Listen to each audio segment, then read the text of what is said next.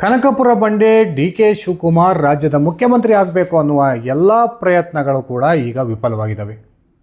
ಒಂದು ಕಡೆ ತಾನು ರಾಜ್ಯದ ಮುಖ್ಯಮಂತ್ರಿ ಆಗೋದಕ್ಕೆ ಸಂಪೂರ್ಣವಾಗಿ ಕಾಂಗ್ರೆಸ್ ಹೈಕಮಾಂಡನ್ನೇ ನಂಬಿಕೊಂಡಿದ್ದಂತಹ ಡಿ.ಕೆ. ಶಿವಕುಮಾರ್ಗೆ ಈಗ ಕಾಂಗ್ರೆಸ್ ಹೈಕಮಾಂಡ್ ಕೂಡ ಕೈ ಕೊಟ್ಟಿದೆ. ಒಂದು ಕಡೆ ಡಿ.ಕೆ. ಶಿವಕುಮಾರ್ ಅವರ ಪರವಾಗಿ ಕಾಂಗ್ರೆಸ್ ಹೈಕಮಾಂಡ್ ಮಟ್ಟದಲ್ಲಿ ಒಂದು ರೀತಿ ಸಂಪರ್ಕದ ಕೊಂಡಿಯಾಗಿದ್ದಂತಹ ರಾಜ್ಯ ಕಾಂಗ್ರೆಸ್ನ ಉಸ್ತುವಾರಿ ರಣದೀಪ್ ಸಿಂಗ್ ಸುರ್ಜೇವಾಲಾ ಕೂಡ ಕಾಂಗ್ರೆಸ್ನ ಒಂದು ಚಟುವಟಿಕೆಗಳಿಂದ ದೂರ ಇರತಕ್ಕಂಥದ್ದು ಡಿ.ಕೆ. ಶಿವಕುಮಾರ್ ಅವರಿಗೆ ಬಹುದೊಡ್ಡ ಹಿನ್ನಡೆ ಅಂದರೆ ತಪ್ಪಾಗೋದಿಲ್ಲ. ಈ ನಡುವೆ ಜನವರಿ 6 ಅಥವಾ 9ಕ್ಕೆ ಡಿ.ಕೆ. ಶಿವಕುಮಾರ್ ರಾಜ್ಯದ ಮುಖ್ಯಮಂತ್ರಿ ಆಗೇ ಆಗ್ತಾರೆ ಅನ್ನುವ ಒಂದು ದಿನಾಂಕವನ್ನು ಡಿ.ಕೆ. ಶಿವಕುಮಾರ್ ಅವರ ಕಟ್ಟಾ ಬೆಂಬಲಿಗ ರಾಮನಗರದ ಕಾಂಗ್ರೆಸ್ನ ಶಾಸಕ ಇಕ್ಬಾಲ್ ಹುಸೇನ್ ಪದೇ ಪದೇ ಪುನರುಚ್ಚಾರ ಮಾಡ್ತಾ ಇದ್ದಾರೆ. ಈ ನಡುವೆ ಕಾಂಗ್ರೆಸ್ಗೆ ಸಂಬಂಧಪಟ್ಟಂತಹ ಬಹುದೊಡ್ಡ ಒಂದು ಸುದ್ದಿ ಇದೀಗ ರಾಜ್ಯದ ಖಾಸಗಿ ಮಾಧ್ಯಮಗಳಲ್ಲಿ ಹರಿದಾಡ್ತಾ ಇದೆ. ಆ ಸುದ್ದಿ ಏನಂದರೆ, ಕಾಂಗ್ರೆಸ್ನ ಡಿ.ಕೆ. ಬೆಂಬಲಿಗ 21 ಶಾಸಕರು ಈಗಾಗಲೇ ಡಿ.ಕೆ. ಶಿವಕುಮಾರ್ ಕೈಗೆ ತಮ್ಮ ರಾಜೀನಾಮೆ ಪತ್ರಗಳನ್ನು ತಲುಪಿಸಿದ್ದಾರೆ. ಆ ಮೂಲಕ ಡಿ.ಕೆ. ಶಿವಕುಮಾರ್ ತೆಗೆದುಕೊಳ್ತಕ್ಕಂಥ ನಿರ್ಧಾರಕ್ಕೆ ನಾವು ಬದ್ಧವಾಗಿರ್ತೀವಿ, ನೀವು ಒಂದು ವೇಳೆ ಕಾಂಗ್ರೆಸ್ಸನ್ನು ತೊರೆತಕ್ಕಂಥ ನಿರ್ಧಾರಕ್ಕೆ ಬಂದರೂ ಕೂಡ ನಮ್ಮ ಬೆಂಬಲ ಸಂಪೂರ್ಣವಾಗಿ ಇರುತ್ತೆ ಅನ್ನುವ ಒಂದು ಹೇಳಿಕೆಯನ್ನು ಈ 21 ಶಾಸಕರು ಕೊಟ್ಟಿದ್ದಾರೆ ಅನ್ನುವ ಒಂದು ಸುದ್ದಿಗಳು ಈಗ ಕಾಂಗ್ರೆಸ್ ಪಾಳ್ಯದಲ್ಲಿ ಹಾಗೂ ಕೆಲವೊಂದಿಷ್ಟು ಖಾಸಗಿ ಮಾಧ್ಯಮಗಳಲ್ಲಿ ಹರಿದಾಡ್ತಾ ಇದ್ದಾವೆ. ಆದರೆ ನಿಜಕ್ಕೂ ಕೂಡ ಇಂತಹ ಒಂದು ಸಂದರ್ಭದಲ್ಲಿ ಕಾಂಗ್ರೆಸ್ನ 21 ಶಾಸಕರು ರಾಜೀನಾಮೆ ನೀಡೋದಕ್ಕೆ ಸಾಧ್ಯನಾ? ಒಂದು ವೇಳೆ ಡಿ.ಕೆ. ಬೆಂಬಲಿಸಿ 21 ಕಾಂಗ್ರೆಸ್ ಶಾಸಕರು ರಾಜೀನಾಮೆಯನ್ನು ನೀಡಿದ್ದೇ ಸತ್ಯವಾದರೆ ರಾಜ್ಯದ ಕಾಂಗ್ರೆಸ್ ಸರ್ಕಾರ ಅಂದರೆ ಸಿದ್ದರಾಮಯ್ಯ ನೇತೃತ್ವದ ಕಾಂಗ್ರೆಸ್ ಸರ್ಕಾರಕ್ಕೆ ಅಪಾಯ ಆಗುತ್ತಾ? ಬನ್ನಿ ಸ್ನೇಹಿತರೆ, ಈ 21 ಶಾಸಕರ ರಾಜೀನಾಮೆಗೆ ಸಂಬಂಧಪಟ್ಟಂತೆ ಹರಿದಾಡ್ತಾ ಇರತಕ್ಕಂಥ ಆ ಗಾಳಿ ಸುದ್ದಿಗಳೇನು, ನಿಜಕ್ಕೂ ಕೂಡ ಈ ಸುದ್ದಿಯಲ್ಲಿ ಸತ್ಯ ಇದೆಯಾ ಅಥವಾ ಸುಳ್ಳಿದೆಯಾ ಒಂದ್ಸರಿ ನಾನು ವಿವರಿಸ್ತಾ ಹೋಗ್ತೀನಿ. ಅದಕ್ಕಿಂತ ಮುಂಚೆ ನೀವಿನ್ನು ನನ್ನ ಇಟ್ಕೆಯ ಮಂತ್ ಯೂಟ್ಯೂಬ್ ಚಾನಲ್ಗೆ ಸಬ್ಸ್ಕ್ರೈಬ್ ಮಾಡ್ಕೊಂಡಿಲ್ಲ ಅಂದರೆ ದಯವಿಟ್ಟು ಸಬ್ಸ್ಕ್ರೈಬ್ ಮಾಡಿಕೊಂಡು ಬೆಲ್ ಬಟನ್ನ ಕ್ಲಿಕ್ ಮಾಡಿ. ನಾನು ಕೊಡ್ತಕ್ಕಂಥ ಮಾಹಿತಿ ನಿಮ್ಗೆ ಇಷ್ಟ ಆಗಿದ್ದರೆ ಈ ವಿಡಿಯೋಗೆ ಲೈಕ್ ಮಾಡಿ, ಶೇರ್ ಮಾಡಿ, ಕಮೆಂಟ್ ಮಾಡಿ. ಸ್ನೇಹಿತರೆ, 2023ರ ವಿಧಾನಸಭಾ ಚುನಾವಣೆಯ ಫಲಿತಾಂಶದ ನಂತರ ಡಿ.ಕೆ. ಶಿವಕುಮಾರ್ ಮತ್ತು ಸಿದ್ದರಾಮಯ್ಯನವರ ನಡುವೆ ಮುಖ್ಯಮಂತ್ರಿ ಕುರ್ಚಿಗಾಗಿ ಬಹುದೊಡ್ಡ ಜಟಾಪಟಿ ನಡೆದಿತ್ತು. ಫಲಿತಾಂಶ ಹೊರಬಂದು ಸುಮಾರು 6-7 ದಿನಗಳ ಕಾಲ ಈ ಒಂದು ಮುಖ್ಯಮಂತ್ರಿ ಯಾರಾಗಬೇಕು ಅನ್ನುವ ವಿಚಾರಕ್ಕೆ ಒಂದು ಕ್ಲಾರಿಟಿ ಬಂದಿರಲಿಲ್ಲ. ಕೊನೆಗೆ ಅನಿವಾರ್ಯವಾಗಿ ಕಾಂಗ್ರೆಸ್ ಹೈಕಮಾಂಡ್ ಮಧ್ಯಪ್ರವೇಶ ಮಾಡ್ತು. ಆ ಮಧ್ಯಪ್ರವೇಶ ಮಾಡಿ ಡಿ.ಕೆ. ಶಿವಕುಮಾರ್ ಅವರ ಮನವೊಲಿಸೋದ್ರ ಮೂಲಕ ಅವರನ್ನು ಉಪಮುಖ್ಯಮಂತ್ರಿಯಾಗಿ ಹಾಗೂ KPCC ಅಧ್ಯಕ್ಷರಾಗಿ ಮುಂದುವರಿಸೋದ್ರ ಮೂಲಕ ಸಿದ್ದರಾಮಯ್ಯನವರಿಗೆ ಮುಖ್ಯಮಂತ್ರಿ ಸ್ಥಾನವನ್ನು ಕಾಂಗ್ರೆಸ್ ಹೈಕಮಾಂಡ್ ದಯಪಾಲಿಸಿತು. ಆ ಸಂದರ್ಭದ ನಂತರ ಡಿ.ಕೆ. ಶಿವಕುಮಾರ್ ಹಾಗೂ ಅವರ ಬೆಂಬಲಿಗರು 30 ತಿಂಗಳ ನಂತರ ರಾಜ್ಯದ ಅಧಿಕಾರ ಹಂಚಿಕೆ ಆಗುತ್ತೆ, ಆ ಮೂಲಕ ಡಿ.ಕೆ. ಶಿವಕುಮಾರ್ ರಾಜ್ಯದ ಮುಖ್ಯಮಂತ್ರಿ ಆಗ್ತಾರೆ ಅನ್ನುವ ಒಂದು ಹೇಳಿಕೆಯನ್ನು ಬಹಿರಂಗವಾಗಿ ಕೊಡ್ತಾನೆ ಬಂದರು.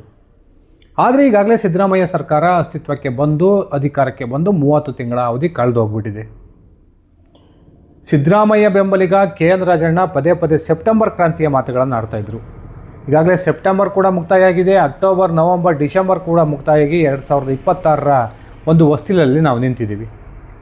ಈ ಸಂದರ್ಭದಲ್ಲಿ ಡಿ.ಕೆ. ಶಿವಕುಮಾರ್ ಅವರು ಏನು ತಾನು ರಾಜ್ಯದ ಮುಖ್ಯಮಂತ್ರಿ ಆಗಬೇಕು ಅನ್ನುವ ಏನೆಲ್ಲ ಪ್ರಯತ್ನಗಳನ್ನು ಮಾಡಿದರೋ ಆ ಎಲ್ಲ ಪ್ರಯತ್ನಗಳು ಕೂಡ ಅಹಿಂದ ವರ್ಗದ ಮಹಾನ್ ನಾಯಕನಾಗಿರ್ತಕ್ಕಂಥ ಸಿದ್ದರಾಮಯ್ಯನವರ ಒಂದು ರಾಜಕೀಯ ಪಟ್ಟಿನ ಮುಂದೆ ಆ ಎಲ್ಲ ಪ್ರಯತ್ನಗಳು ಕೂಡ ಕೈ ಕೊಟ್ಟಿದ್ದಾವೆ. ಇಂತಹ ಸಂದರ್ಭದಲ್ಲಿ ಕಾಂಗ್ರೆಸ್ನ 21 ಶಾಸಕರಿಗೆ ಸಂಬಂಧಪಟ್ಟಂಥ ಒಂದು ಸುದ್ದಿಗಳು ರಾಜ್ಯದ ಖಾಸಗಿ ಮಾಧ್ಯಮಗಳಲ್ಲಿ ಹರಿದಾಡ್ತಾ ಇದ್ದಾವೆ. ಜನವರಿ 15ರ ನಂತರ ಅಂದರೆ ಸಂಕ್ರಾಂತಿಯ ನಂತರ ಡಿ.ಕೆ. ಶಿವಕುಮಾರ್ ಒಂದು ವೇಳೆ ರಾಜ್ಯದ ಮುಖ್ಯಮಂತ್ರಿ ಆಗದೆ ಹೋದರೆ ಡಿ.ಕೆ. ಶಿವಕುಮಾರ್ ತಾನು ಏನು ಮೊದಲಿಂದನೂ ಕೂಡ ಕಾಂಗ್ರೆಸ್ನಲ್ಲಿ ತಮ್ಮ ರಾಜಕೀಯ ಅಸ್ತಿತ್ವವನ್ನು ಕಂಡುಕೊಂಡಿದ್ರು, ಅಂತಹ ಕಾಂಗ್ರೆಸ್ಗೆ ಡಿ.ಕೆ. ಶಿವಕುಮಾರ್ ಗುಡ್ ಬೈ ಹೇಳ್ತಾರೆ. ಈಗಾಗಲೇ ಡಿ.ಕೆ. ಶಿವಕುಮಾರ್ ಮತ್ತು ರಾಜ್ಯದ ಮಾಜಿ ಮುಖ್ಯಮಂತ್ರಿ BJPಯ ವರಿಷ್ಠ B.S. ಯಡಿಯೂರಪ್ಪನವರ ನಡುವೆ 2-3 ಸುತ್ತಿನ ಮಾತುಕತೆ ಕೂಡ ನಡೆದಿದೆ. ಡಿ.ಕೆ. ಶಿವಕುಮಾರ್ ಅವರನ್ನು BJPಗೆ ಸೆಳಿತಕ್ಕಂಥ ಒಂದು ಜವಾಬ್ದಾರಿಯನ್ನು ಮಹಾರಾಷ್ಟ್ರದ ಮುಖ್ಯಮಂತ್ರಿ ದೇವೇಂದ್ರ ಫಡ್ನವೀಸ್ ಅವರಿಗೆ ಅಮಿತ್ ಶಾ ಅವರು ವಹಿಸಿದ್ದಾರೆ ಎನ್ನುವ ಸುದ್ದಿಗಳನ್ನು ಸಾಕಷ್ಟು ಖಾಸಗಿ ಮಾಧ್ಯಮಗಳು ಈಗಾಗಲೇ ಬಿತ್ತರ ಮಾಡ್ತಾ ಇದ್ದಾವೆ. ನಿಜಕ್ಕೂ ಕೂಡ ಈ ಸುದ್ದಿಯಲ್ಲಿ ಎಷ್ಟು ಸತ್ಯ ಇದೆ, ಎಷ್ಟು ಸುಳ್ಳಿದೆ, ಈ ಪ್ರಶ್ನೆಗಳು ಹುಟ್ಕೊಳ್ಳೋದು ಸಹಜ. ಸ್ನೇಹಿತರೆ, ಒಂದು ಲೆಕ್ಕಾಚಾರವನ್ನು ನಾನೀಗ ನಿಮ್ಮ ಮುಂದೆ ಇಡ್ತೀನಿ. ಸದ್ಯ ರಾಜ್ಯ ಕಾಂಗ್ರೆಸ್ನಲ್ಲಿ 140ಕ್ಕೂ ಹೆಚ್ಚು ಶಾಸಕರ ಬಲ ಇದೆ. ಡಿ.ಕೆ. ಶಿವಕುಮಾರ್ ಬೆಂಬಲಕ್ಕೆ ಸುಮಾರು 60ರಿಂದ 70 ಕಾಂಗ್ರೆಸ್ ಶಾಸಕರು ಇದ್ದಾರೆ ಅನ್ನುವ ಸುದ್ದಿಗಳು ಇತ್ತೀಚೆಗೆ ಬಂದಿದ್ದರೂ ಕೂಡ ಡಿ ಕೆ ಶಿವಕುಮಾರ್ ಅವರ ಪರವಾಗಿರ್ತಕ್ಕಂಥ ಕಾಂಗ್ರೆಸ್ ಶಾಸಕರ ಸಂಖ್ಯೆ ಕೇವಲ 20+ ಅಂದರೆ ತಪ್ಪಾಗೋದಿಲ್ಲ. ಈ 20 ಮತ್ತು ಅಥವಾ 21 ಶಾಸಕರು ಈಗಾಗಲೇ ಡಿ ಕೆ ಶಿವಕುಮಾರ್ ಅವರ ಪರವಾಗಿ ತಮ್ಮ ರಾಜೀನಾಮೆ ಪತ್ರವನ್ನು ಕೂಡ ಡಿ ಕೆ ಶಿವಕುಮಾರ್ ಕೈಗಿಟ್ಟಿದ್ದಾರೆ. ಡಿ ಕೆ ಶಿವಕುಮಾರ್ ತೆಗೆದುಕೊಳ್ತಕ್ಕಂಥ ಯಾವುದೇ ಒಂದು ರಾಜಕೀಯ ನಿರ್ಧಾರಕ್ಕೂ ಕೂಡ ನಾವು ಸಂಪೂರ್ಣವಾಗಿ ಬೆಂಬಲವನ್ನು ಕೊಡ್ತೀವಿ ಅನ್ನುವ ಒಂದು ಭರವಸೆಯನ್ನು ಡಿ ಕೆ ಶಿವಕುಮಾರ್ ಅವರಿಗೆ ಕೊಟ್ಟಿದ್ದಾರೆ ಅನ್ನುವ ಮಾತುಗಳು ರಾಜಕೀಯ ವಲಯದಲ್ಲಿ ಕೇಳಿಬರ್ತಾ ಇದ್ದಾವೆ.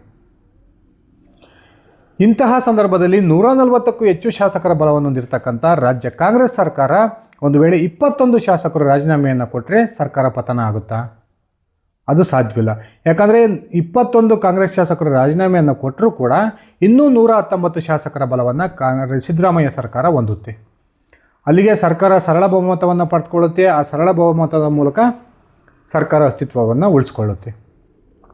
ಇನ್ನೊಂದು ಕಡೆ ಡಿ ಕೆ ಶಿವಕುಮಾರ್ ರಾಜ್ಯದ ಮುಖ್ಯಮಂತ್ರಿ ಆಗದೆ ಹೋದರೆ ನಾವು ರಾಜೀನಾಮೆಯನ್ನು ಕೊಡ್ತೀವಿ ಅನ್ನುವ ನಿರ್ಧಾರಕ್ಕೆ ಬಂದಿರತಕ್ಕಂಥ ಶಾಸಕರು ನಿಜಕ್ಕೂ ಕೂಡ ರಾಜಕೀಯ ಆತ್ಮಹತ್ಯೆ ಮಾಡ್ಕೊಳ್ಳೋದಕ್ಕೆ ಸಿದ್ಧರಿದ್ದಾರೆ. ಸರ್ಕಾರ ಅಸ್ತಿತ್ವಕ್ಕೆ ಬಂದು ಸುಮಾರು 30 ತಿಂಗಳ ಅವಧಿ ಕಳೆದೋಗಿದೆ. ಇಂತಹ 30 ತಿಂಗಳ ಅವಧಿಯಲ್ಲಿ ಒಂದೇ ಒಂದು ಅಭಿವೃದ್ಧಿ ಕಾರ್ಯಗಳನ್ನು ತಮ್ಮ ಕ್ಷೇತ್ರಗಳಲ್ಲಿ ನಡೆಸೋದಕ್ಕೆ ಸಾಧ್ಯವಾಗದೆ ಈಗಾಗಲೇ ಬಹುತೇಕ ಕಾಂಗ್ರೆಸ್ನ ಶಾಸಕರು, ಅದರಲ್ಲೂ ಕೂಡ ಈಗ ಏನು ಡಿ ಕೆ ಶಿವಕುಮಾರ್ ಅವರ ಬೆಂಬಲಕ್ಕೆ ನಿಂತಿರ್ತಕ್ಕಂಥ ಮೊದಲನೇ ಬಾರಿಗೆ ವಿಧಾನಸಭೆಗೆ ಆಯ್ಕೆಯಾಗಿರ್ತಕ್ಕಂಥ ಬಹುತೇಕ ಶಾಸಕರು ಆ ಒಂದು ತಮ್ಮ ಕ್ಷೇತ್ರಗಳ ಜನರಿಂದ ಈಗಾಗಲೇ ತಿರಸ್ಕಾರಕ್ಕೆ ಒಳಗಾಗಿದ್ದಾರೆ. ಎಷ್ಟೋ ಕಾಂಗ್ರೆಸ್ನ ಶಾಸಕರು ಈಗ ತಮ್ಮ ಕ್ಷೇತ್ರಗಳ ಮತದಾರರಿಗೆ ಮುಖವನ್ನು ತೋರಿಸ್ತಕ್ಕಂಥ ಪರಿಸ್ಥಿತಿಯಲ್ಲಿಲ್ಲ. ಇಂತಹ ಒಂದು ಸಂದರ್ಭದಲ್ಲಿ ಇವರು ತಮ್ಮ ರಾಜಕೀಯ ಆತ್ಮಹತ್ಯೆ ನಿರ್ಧಾರವನ್ನು ಈ 21 ಶಾಸಕರು ತೆಗೆದುಕೊಳ್ತಾರಾ? ಸ್ನೇಹಿತರೆ, ಸದ್ಯ ನಮಗಿರ್ತಕ್ಕಂಥ ಮಾಹಿತಿಯ ಪ್ರಕಾರ ರಾಜ್ಯ ಕಾಂಗ್ರೆಸ್ನಲ್ಲಿ ಈ ರೀತಿಯ ಯಾವುದೇ ಒಂದು ಬೆಳವಣಿಗೆಗಳು ನಡೀತಾ ಇಲ್ಲ. ಆ ಬೆಳವಣಿಗೆಗಳು ನಡೆಯತಕ್ಕಂಥ ಸಾಧ್ಯತೆಗಳು ಕೂಡ ತೀರಾ ಕಡಿಮೆ. ಯಾಕಂದರೆ ಡಿ ಕೆ ಶಿವಕುಮಾರ್ ಬೆಂಬಲಕ್ಕೆ ನಿಂತು ತಮ್ಮ ಶಾಸಕ ಸ್ಥಾನಕ್ಕೆ ರಾಜೀನಾಮೆಯನ್ನು ಕೊಡ್ತಕ್ಕಂಥ ತೀರ್ಮಾನಕ್ಕೆ ಏನಾದರೂ ಈ 20ಕ್ಕೂ ಹೆಚ್ಚು ಶಾಸಕರು ಬಂದಿದ್ದೆ ಆದರೆ ಅವರು ನಡೀತಕ್ಕಂಥ ಉಪಚುನಾವಣೆಯಲ್ಲಿ ಪುನರಾಯ್ಕೆ ಆಗೋದು ಅತ್ಯಂತ ಕಷ್ಟ ಅನ್ನುವ ಮಾಹಿತಿಗಳಿದ್ದಾವೆ. ಅದರಲ್ಲೂ ಕೂಡ ಒಂದು ವೇಳೆ ಸಿದ್ದರಾಮಯ್ಯನವರನ್ನು ಎದುರಾಕ್ಕೊಂಡು ಅಹಿಂದ ವರ್ಗದ ಮತಗಳು ನಮಗೆ ಬೇಡ ಅನ್ನುವ ಮನಸ್ಥಿತಿಗೆ ಈ 21 ಶಾಸಕರು ಬರಬೇಕಾಗುತ್ತೆ. ಅಂತಹ ಒಂದು ಮನಸ್ಥಿತಿಯಲ್ಲಿ ಯಾವೊಬ್ಬ ಕಾಂಗ್ರೆಸ್ನ ಶಾಸಕರು ಕೂಡ ಇಲ್ಲ. ಅದು ಅಹಿಂದ ವರ್ಗದ ಮತಗಳನ್ನು ಎದುರಾಕ್ಕೊಂಡು ಗೆಲುವನ್ನು ಕಾಣೋದಕ್ಕೆ ಕಾಂಗ್ರೆಸ್ಗೆ ಅತ್ಯಂತ ಕಷ್ಟ ಅಂದರೆ ತಪ್ಪಾಗೋದಿಲ್ಲ. ಇಂತಹ ಸಂದರ್ಭದಲ್ಲಿ ಕಾಂಗ್ರೆಸ್ನ 21 ಶಾಸಕರು ಈಗಾಗಲೇ ಡಿ ಕೆ ಶಿವಕುಮಾರ್ ಅವರ ಕೈಗೆ ರಾಜೀನಾಮೆಯನ್ನು ಪತ್ರವನ್ನು ಇಟ್ಟಿದ್ದಾರೆ ಅನ್ನುವ ಮಾಹಿತಿಗಳೇ ಸುಳ್ಳು ಅನ್ನುವ ಒಂದು ಸ್ಫೋಟಕ ಮಾಹಿತಿಯನ್ನು ನಾನು ನಿಮ್ಮ ಮುಂದೆ ಹಂಚ್ಕೊಳ್ತೀನಿ. ರಾಜ್ಯದಲ್ಲಿ ಡಿ ಕೆ ಶಿವಕುಮಾರ್ ಮುಖ್ಯಮಂತ್ರಿ ಆಗಬೇಕು ಅಂದರೆ ಅದು ಸಿದ್ದರಾಮಯ್ಯನವರು ಒಂದು ವೇಳೆ ಮನಸ್ಸನ್ನು ಬದಲಾವಣೆ ಮಾಡಿಕೊಂಡು ನಾನು ಕಾಂಗ್ರೆಸ್ಸಲ್ಲಿಂದ ಸಾಕಷ್ಟು ಪಡ್ಕೊಂಡಿದ್ದೀನಿ, ಆ ಕಾರಣಕ್ಕೆ ಹೊಸ ನಾಯಕತ್ವಕ್ಕೆ ನಾನು ಮನ್ನಣೆಯನ್ನು ಕೊಡಬೇಕು, ರಾಜ್ಯದಲ್ಲಿ ನನ್ನ ನಂತರ ಕಾಂಗ್ರೆಸ್ ಸದೃಢವಾಗಬೇಕು ಅನ್ನುವ ಮನಸ್ಥಿತಿಗೆ ಬಂದರೆ ಮಾತ್ರ ಡಿ ಕೆ ಶಿವಕುಮಾರ್ ರಾಜ್ಯದ ಮುಖ್ಯಮಂತ್ರಿ ಆಗೋದಕ್ಕೆ ಸಾಧ್ಯ. ಇನ್ನು ಈ ಸುದ್ದಿ ಮಾಧ್ಯಮಗಳಲ್ಲಿ ಪ್ರಸಾರ ಆಗ್ತಾ ಇರತಕ್ಕಂಥ ಮಾಹಿತಿಗಳ ಪ್ರಕಾರ 21 ಶಾಸಕರು ರಾಜೀನಾಮೆಯನ್ನು ಕೊಟ್ಟರೂ ಕೂಡ ರಾಜ್ಯದ ಕಾಂಗ್ರೆಸ್ ಸರ್ಕಾರಕ್ಕೆ ಅಂದರೆ ಸಿದ್ದರಾಮಯ್ಯ ನೇತೃತ್ವದ ಸರ್ಕಾರಕ್ಕೆ ಯಾವುದೇ ಒಂದು ಅಪಾಯ ಆಗೋದಿಲ್ಲ. ಒಂದು ವೇಳೆ ಅಂತಹ ಒಂದು ದೃಢ ನಿರ್ಧಾರಕ್ಕೆ ಈ 21 ಕಾಂಗ್ರೆಸ್ ಶಾಸಕರು ಬಂದಿದ್ದೆ ಆದರೆ ಅದು ಅವರ ರಾಜಕೀಯ ಆತ್ಮಹತ್ಯೆಯ ಹೊರತು ಅದು ಬೇರೆ ಏನೂ ಅಲ್ಲ.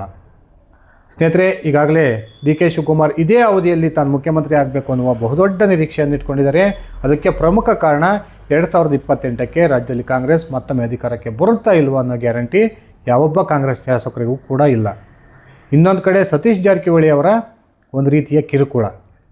ಸತೀಶ್ ಜಾರಕಿಹೊಳಿ ಅವರು ಈಗಾಗಲೇ 2028ಕ್ಕೆ ನಾನು ಮುಖ್ಯಮಂತ್ರಿ ಆಗ್ತೀನಿ, ಆ ಮುಖ್ಯಮಂತ್ರಿ ಸ್ಥಾನಕ್ಕೆ ನಾನು ಟವಲನ್ನು ಹಾಕ್ತೀನಿ ಅನ್ನುವ ಹೇಳಿಕೆಯನ್ನು ಕೊಡ್ತಾ ಇದ್ದಾರೆ. ಇದು ಕೂಡ ಡಿ ಕೆ ಶಿವಕುಮಾರ್ ಅವರ ಆತಂಕಕ್ಕೆ ಪ್ರಮುಖ ಕಾರಣ. ಆ ಒಂದು 2 ಪ್ರಮುಖ ಉದ್ದೇಶಗಳನ್ನು ಇಟ್ಕೊಂಡೇ ಡಿ ಕೆ ಶಿವಕುಮಾರ್ ಇದೇ ಅವಧಿಯಲ್ಲಿ ತಾನು ರಾಜ್ಯದ ಮುಖ್ಯಮಂತ್ರಿ ಆಗಬೇಕು ಅನ್ನುವ ಶತಪ್ರಯತ್ನವನ್ನು ನಡೆಸ್ತಾ ಇದ್ದಾರೆ. ಆ ಪ್ರಯತ್ನಗಳು ಯಾವುದೂ ಕೂಡ ಕೈಗೂಡ್ತಾ ಇಲ್ಲ. ಒಂದು ಕಡೆ ಕಾಂಗ್ರೆಸ್ ಹೈಕಮಾಂಡ್ ಕೂಡ ಡಿ ಕೆ ಶಿವಕುಮಾರ್ ಅವರನ್ನು ಸಂಪೂರ್ಣವಾಗಿ ನಿರ್ಲಕ್ಷ್ಯ ಮಾಡ್ತಾ ಇದೆ. ಇನ್ನೊಂದು ಕಡೆ ರಾಹುಲ್ ಗಾಂಧಿ ಈ ಸದ್ಯಕ್ಕೆ ರಾಜ್ಯದ ಮುಖ್ಯಮಂತ್ರಿ ಬದಲಾವಣೆ ಬೇಡ ಅಂತಕ್ಕಂಥ ತೀರ್ಮಾನಕ್ಕೆ ಬಂದಿದ್ದಾರೆ ಎನ್ನುವ ಮಾಹಿತಿಗಳು ಕೂಡ ಸಿಗ್ತಾ ಇದ್ದಾವೆ. ಇಂತಹ ಸಂದರ್ಭದಲ್ಲಿ ರಾಜ್ಯದ ಕೆಲವೊಂದಿಷ್ಟು ಸುದ್ದಿ ಮಾಧ್ಯಮಗಳು ಪ್ರಸಾರ ಮಾಡ್ತಿರ್ತಕ್ಕಂಥ ಸುದ್ದಿ 100ಕ್ಕೆ 100 ಸುಳ್ಳು ಅನ್ನೋದು ನನ್ನ ವಾದ. ಸ್ನೇಹಿತರೆ, ಈ 21 ಶಾಸಕರ ರಾಜೀನಾಮೆಯನ್ನು ಕುರಿತು ನಿಮ್ಮ ವೈಯಕ್ತಿಕ ಅಭಿಪ್ರಾಯ ಏನಿದೆ ಕಮೆಂಟ್ ಮಾಡಿ. ಧನ್ಯವಾದಗಳು ಸ್ನೇಹಿತರೆ, ಶುಭ ದಿನ.